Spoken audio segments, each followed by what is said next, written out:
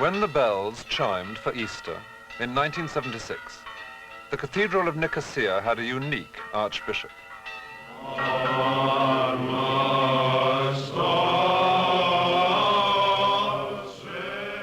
He was church and state in one person.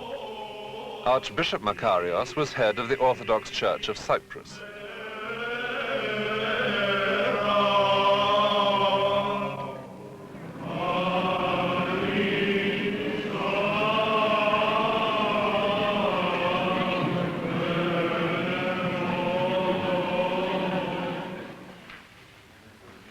But Archbishop Makarios was also President Makarios, the political leader of the Greek Cypriots.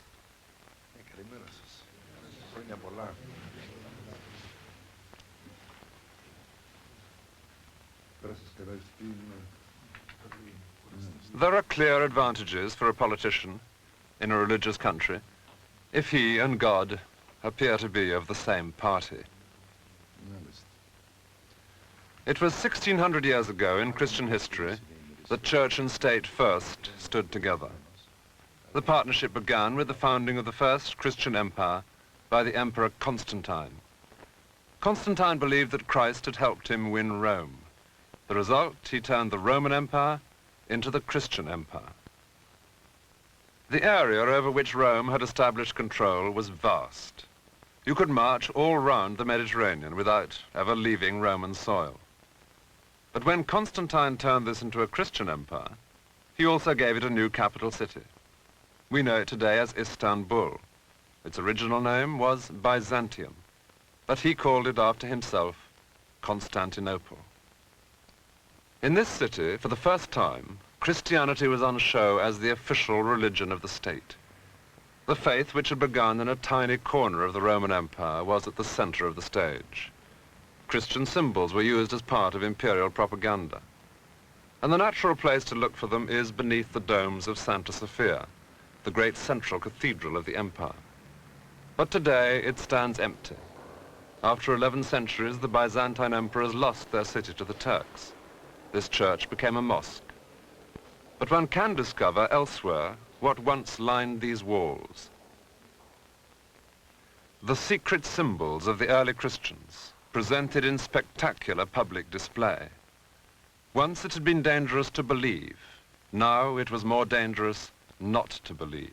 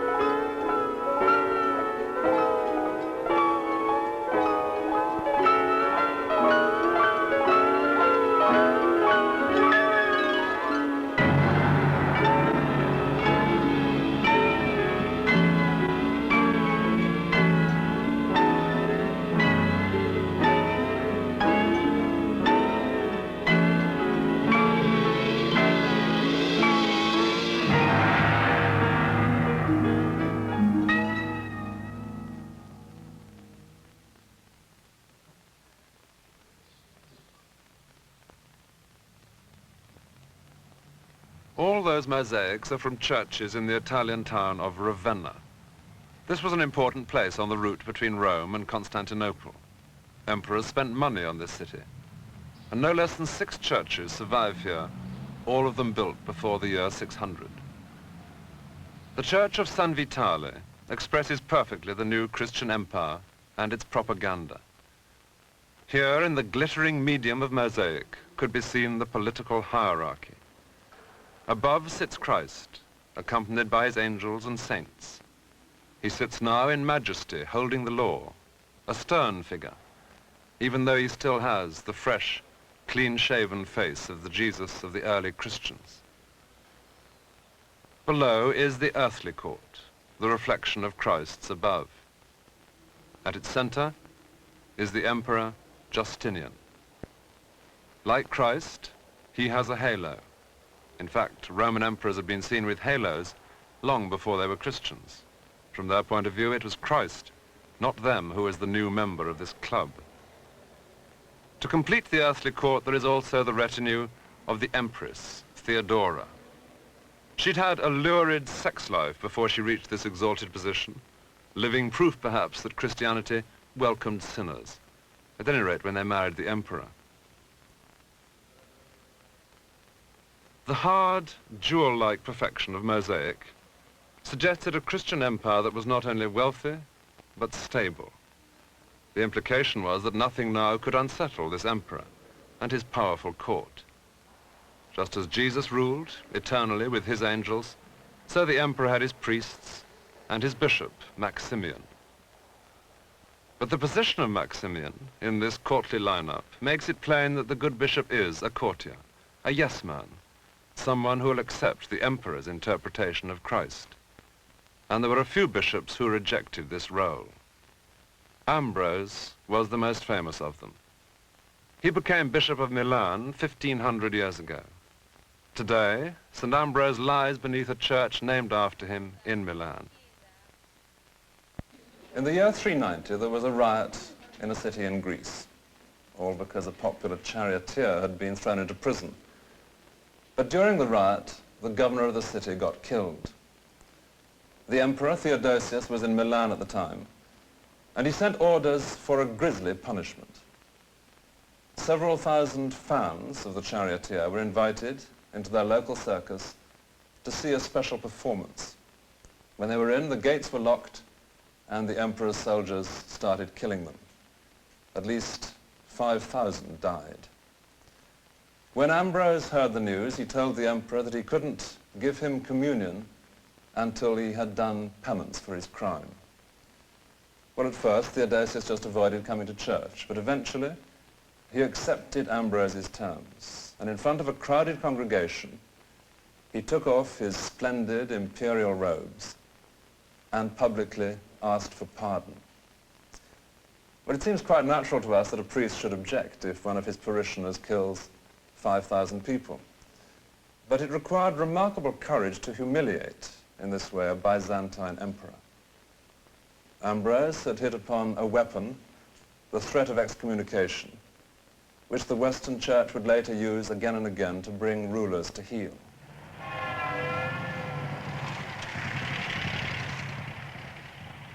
The Western Church long ago separated from the Imperial Church of Constantinople.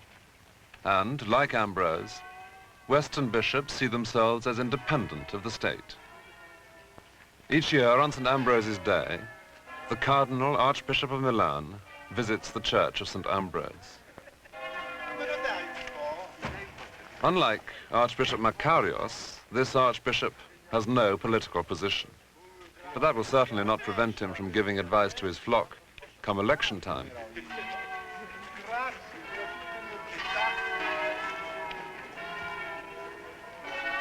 Since the days of Ambrose, the bishops of the Western Roman Catholic Church have felt it their right, indeed their duty, to assert political pressure, whether against emperors, kings, or modern political parties. The Church in the West was to become a political power in its own right, and to have an independence never achieved by bishops under the Byzantine emperors. So it's not surprising that each year, the Archbishop of Milan preaches an impassioned sermon about the memory and example of Ambrose. Del nostro più grande vescovo Ambrogio. Sono trascorsi 16 secoli, eppure sentiamo che Ambrogio è ancora tra noi, vivo ed eloquente. Services in the Church of St. Ambrose today are Roman Catholic, recognizably different from the form of worship associated with the Byzantine emperors, which we now know as Greek Orthodox. But Orthodox just means correct, and Catholic is a word for universal. We might just as well call them Greek Catholic and Roman Orthodox. It was a case of each side, East and West, claiming to have the right form of Christianity. In the Christian Empire, where religion and politics were often almost inseparable, heresy became a form of treason. If the emperor was to hold his huge empire together as one, he had to be certain that everybody shared his interpretation of Christian doctrine. Well, even in fairly small modern countries with easy communications, we find it hard enough to agree among ourselves on matters of politics. So what chance was there in the vast Christian empire of everybody agreeing on that incomparable mystery at the heart of Christianity, the doctrine of the Trinity? The Gospels never mention the Trinity, but they do seem to talk of three gods, the Father, the Son, and the Holy Spirit, while insisting that Christians worship only one God. To solve that apparent contradiction, the idea of the Trinity developed. Three forms of God in one. So perhaps the three were in fact identical, and so could be seen as one. Three images of the same divine reality. And yet they were also known to be Father, Son, and Spirit. And that surely implied an old man, a younger man, and something different. But if God the Father is older than God the Son, is he senior to him in some way? Certainly not. They're equal. But an identical father and son made the Spirit begin to look the odd one out, however brilliantly the painter fitted him in. An artist of the 5th century went for an abstract solution. 3 concentric circles, with the doves now representing the 12 disciples. But that removed the essential humanity of the Christian God, of Christ, who is at the same time wholly human and wholly divine, another entire area of difficulty. With mysteries such as these at the heart of Christianity, it was hardly surprising that the emperors were confronted with violent disagreement. The area dominated by Rome developed its own idea of the Trinity. In Egypt, they claimed that Jesus was God, but never became fully human. In the Middle East, people were saying that Jesus the God and Jesus the man were 2 separate beings. So the Orthodox world, accepting the rule and the Christianity of the emperors, grew smaller. Here and here alone was Greek Orthodox Christianity.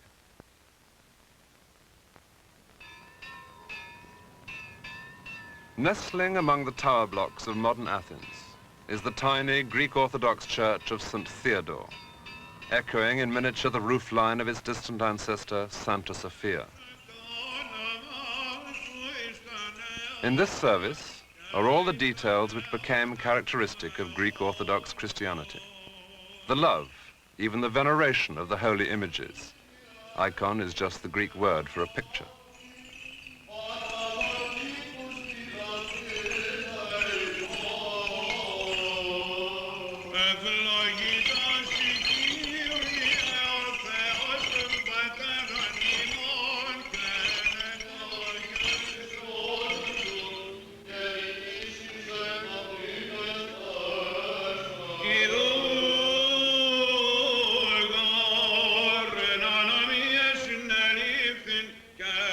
Here, too, are all the tiny details over which the churches of Greece and Rome have quarreled bitterly through the centuries. Should the congregation be allowed the wine? Rome said no. In Greece, they are given it, and in good measure.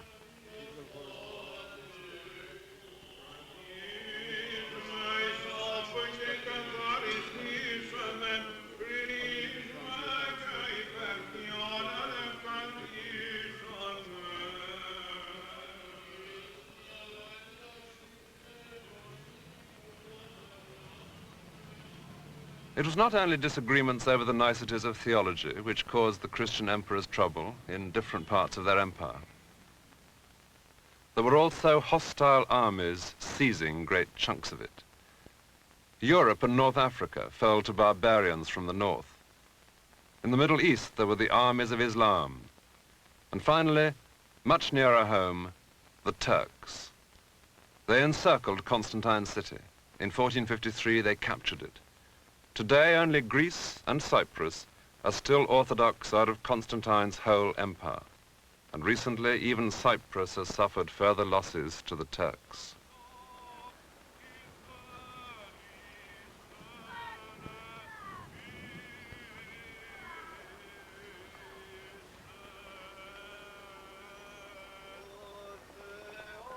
a camp for Greek Cypriot refugees, and a makeshift church in a tent.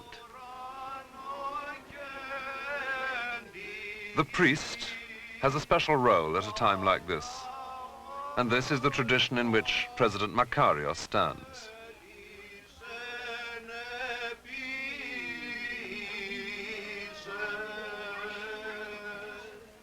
When Constantinople fell, the last emperor died in the fighting. So the bishop, the second in command, became the natural leader of the dispossessed community. The original Christian empire had ceased to exist, but its traditions had long ago found an unexpected new home in distant Moscow.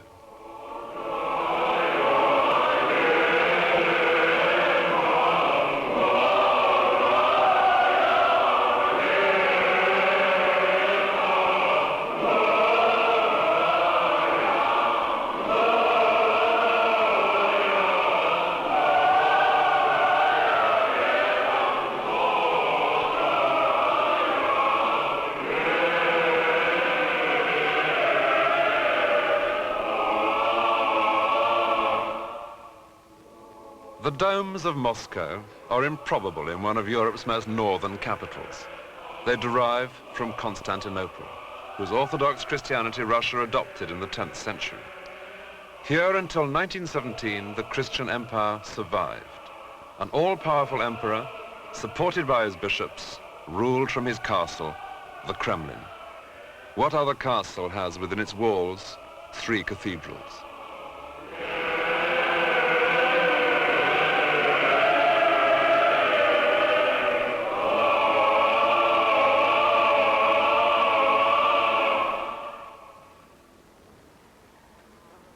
The little town of Suzdal is like a museum of the Russian Orthodox Empire. Its churches are lavishly preserved by the Soviet Union, proud today of the craftsmen who built them, even if not of the emperor and his bishops who gave them their orders. But whether you praise the craftsmen or their patrons, the domes of Constantinople had acquired a distinctly Russian look.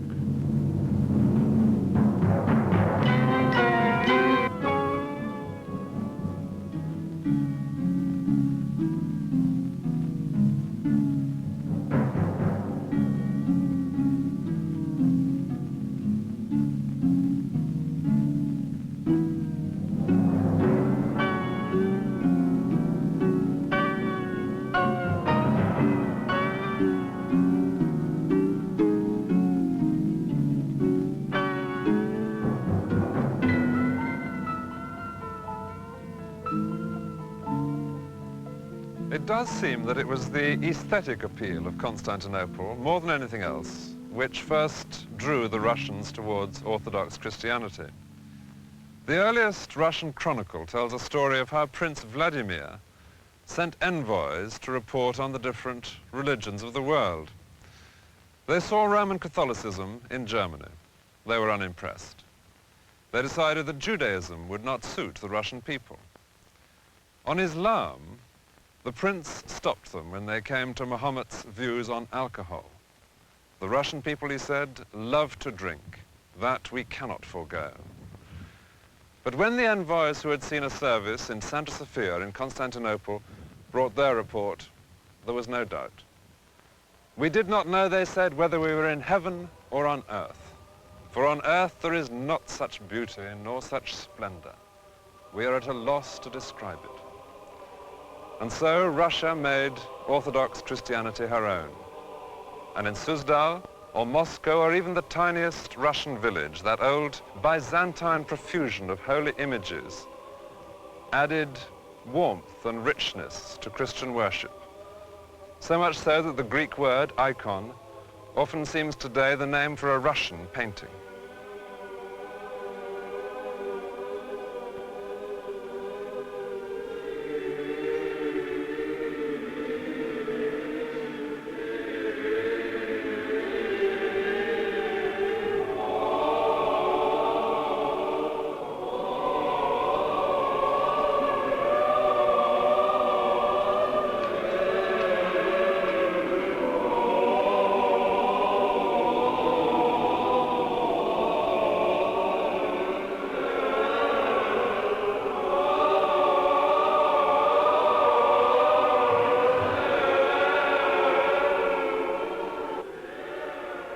This had been the age-old image of Christian authority.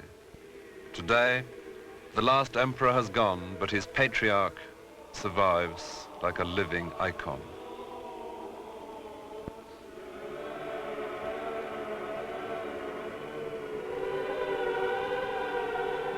The ancient rituals are still performed, no longer backed up by the realities of power.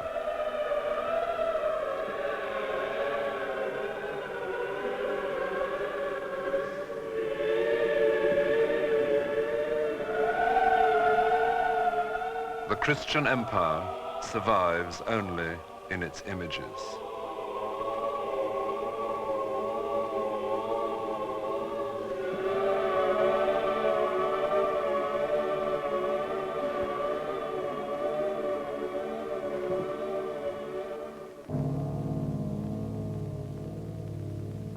The Christian empire gave rise to another very different tradition. Into the arid, empty Egyptian desert came men who rejected the gold and the glitter. They were the first Christian hermits, following the example of St. Anthony, who lived in the 4th century in this cave. Their way of life emphasized the difference between the Christian empire and the Christian Gospels. Here in the desert, Anthony grappled with the devil as Jesus had, and his friend Athanasius described how Satan came at him in many strange forms. He came one night with demons and lashed Antony so unmercifully that he lay speechless from pain.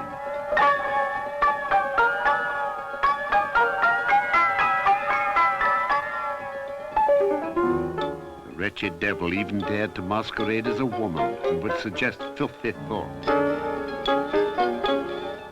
But Antony would dissipate them by his prayers.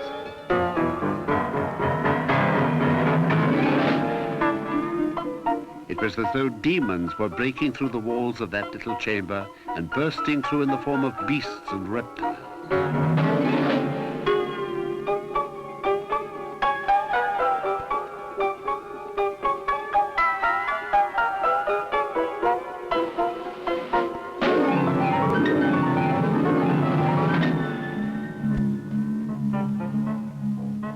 Antony said, "It is a sign of your helplessness that you ape the forms of brutes." You might think St. Anthony and his like were uncomfortable enough in their caves, even if they did acquire some holy furnishings, the beloved icons. But others soon outdid them in terms of discomfort. It was in Syria that hermits first decided to live on tops of pillars. They were the famous stylites. The first of them, St. Simeon, spent the last 20 years of his life on top of a column 50 foot high with nothing but a railing round the top to prevent him falling off. His fame was such that people came from miles around into the Syrian desert to hear him. But the real contribution of monks in Christian history would come not from individual hermits, however dramatic their particular form of isolation, but from monks grouped together in monasteries. And it was here in Egypt, during the lifetime of St. Anthony, that the first Christian monasteries were founded. Below the rocky hillside on which St. Anthony had his cave, there has been for 15 centuries a monastery named after him, St. Anthony's, a walled fortress against Satan. In the early centuries, anyone who had struggled through the desert to visit the monks could only get inside these high walls by being hauled up on a rope. Nowadays, things are slightly less complicated.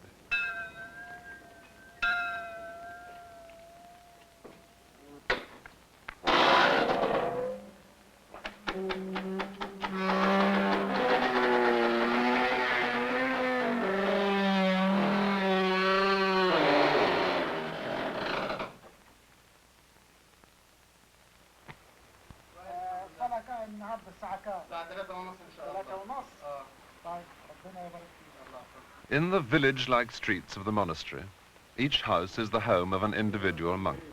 In it, he lives alone, prays alone, and normally eats alone. It is chiefly for the services in church that he joins his fellow monks.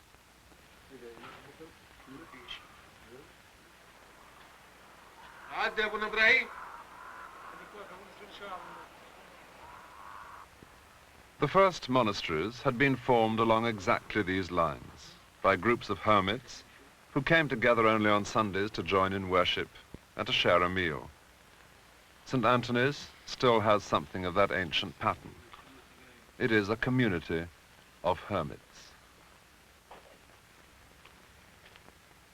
By the standards of the 20th century, life in this monastery is very simple.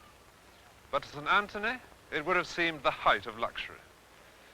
There is only one country in the world today which has been Christian almost from the start, and in which one can still find monks living with something of that same early simplicity: Ethiopia.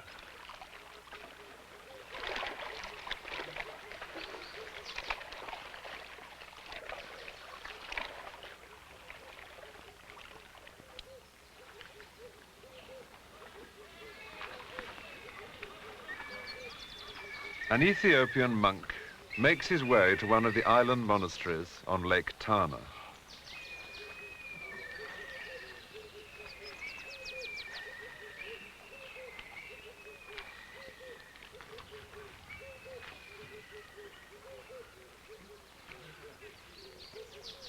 Monks have been on the islands of this lake for many centuries. Their church is decorated with icons painted by generation after generation of their predecessors. Through their efforts, God has been given a glorious house.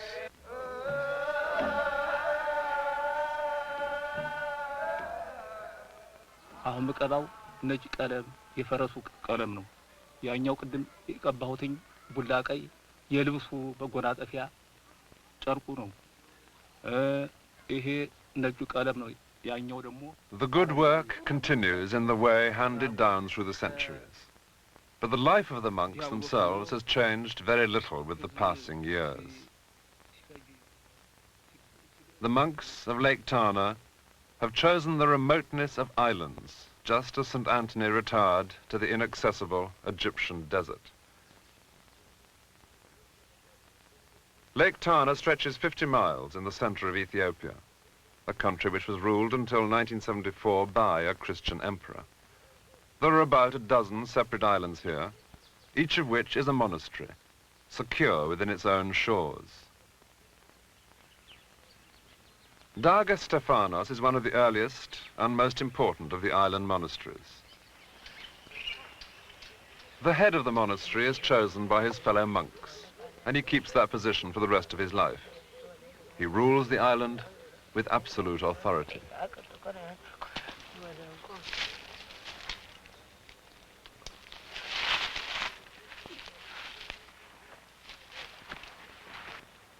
At the top of the hill, nearest to God, stands the church with its characteristic Ethiopian cross.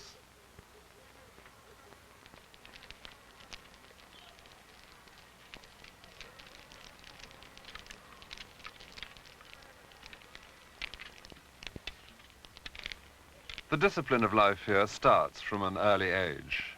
Outside, a monk listens as boys read stories from the Bible or tales of Ethiopian saints. For the boys, this is the beginning of an entire lifetime spent on one island and with one purpose: devotion to God. The boys are the future of the monastery, but they are also its servants.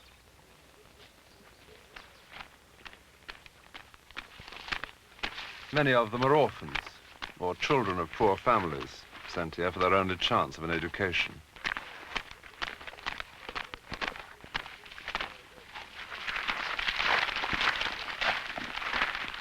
They prepare food for older monks, who in their turn prepared food for older monks, and so back through the centuries to the very beginnings of the tradition which came here from Egypt.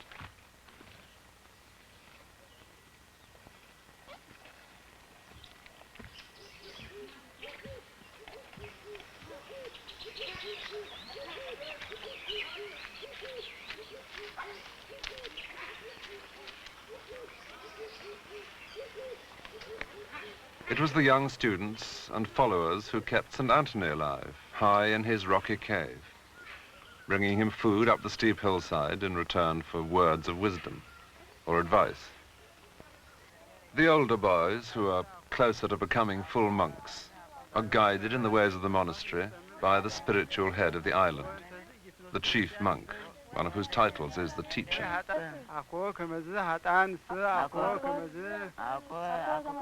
In every monastery in the world, the day is punctuated by regular periods of worship or prayer. But here there are no clocks, no watches, only the sun. If the length of this monk's shadow is right, a moment for prayer has arrived.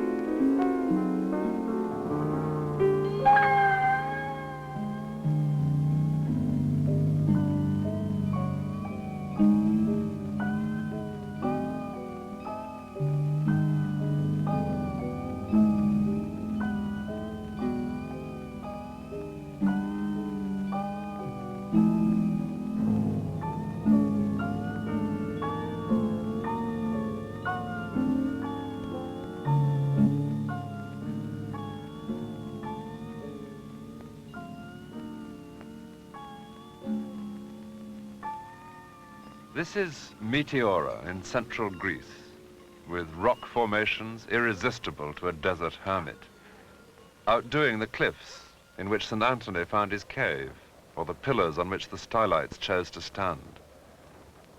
But this is in the very heart of the Greek Orthodox Empire, 16 rich centuries later, where each stylite once stood alone on his precarious pillar, entire monasteries now perch on top of pinnacles of rock. The earliest and the largest is the great Meteoron.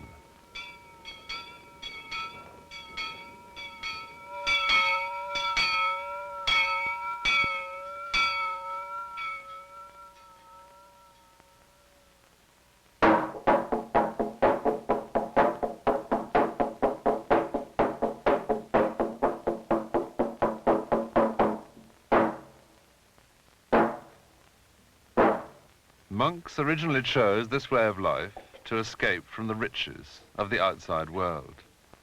But Christian emperors and others have always given them rich treasures. The outside world has a way of intruding.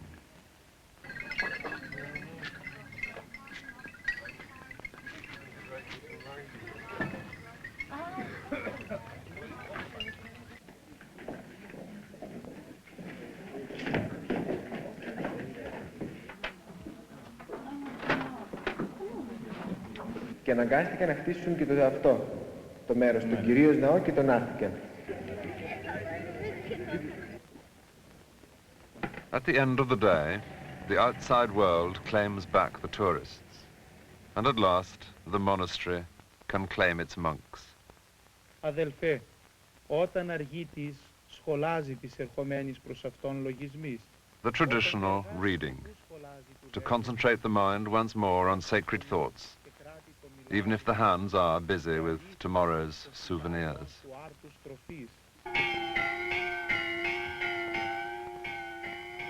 All the traditions of the Christian Empire are here at Meteora. Among the jagged teeth of an unfriendly landscape, perfect for a life of self-denial, there can be found the rich imagery once used by the Christian emperors to glorify themselves, their state, and their church. When the evening bell tolls at Meteora, it tolls for more than the passing of a single day.